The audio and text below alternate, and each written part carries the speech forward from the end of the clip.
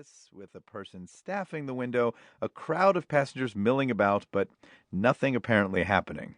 We approach one window with just one customer, a woman in a sleek black overcoat, in my imagination, an employee of one of Moscow's posh law firms or energy companies, yelling at the top of her lungs at the agent on the other side of the glass. She steps aside, stewing, clearing a path for us.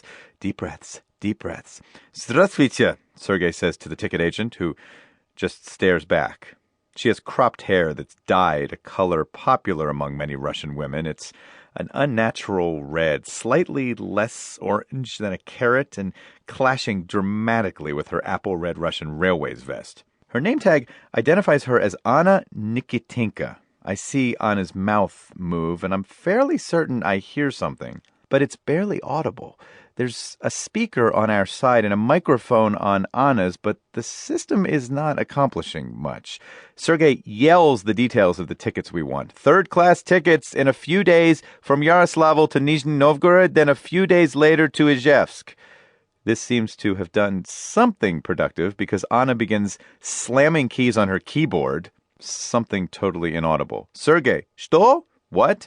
Anna. Something totally inaudible. Sergei, David, she wants to know if we want insurance. Me. For what? Sergei, I don't know, and it would be confusing to ask. Okay, no. Anna, something that sounds vaguely like splum to me. Sergei, что? Anna, inaudible. Sergei, bed sheets? Me. Yes, please. Sergei, da. Sailboats, seashells. Anna, 3590 rubli. Me. 3,590 rubles. I understood that. Sergei, nice. Got the money?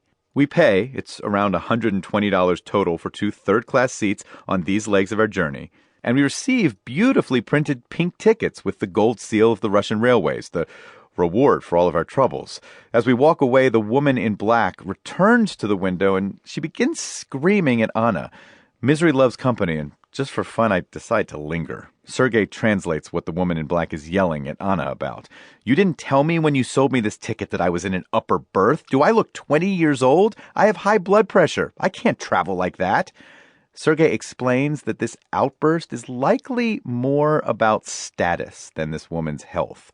To many Russian travelers, third class alone isn't quite as low as it gets. Third class with an upper berth is rock bottom. It brings the indignity of having to climb up like a monkey anytime you want to reach your sleeping space. To Russians, it's like being spotted driving a bad car.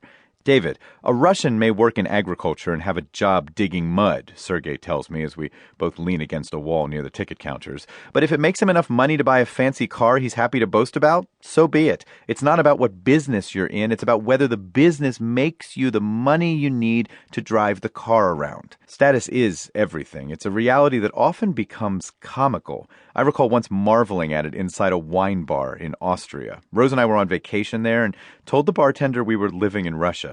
He told us that he had just had a table full of Russian businessmen who asked for his most expensive bottle of Austrian wine. I told these guys that my favorite bottle is actually cheaper. The pricey one is really not a good year, the bartender said, but they almost sounded angry and cut me off.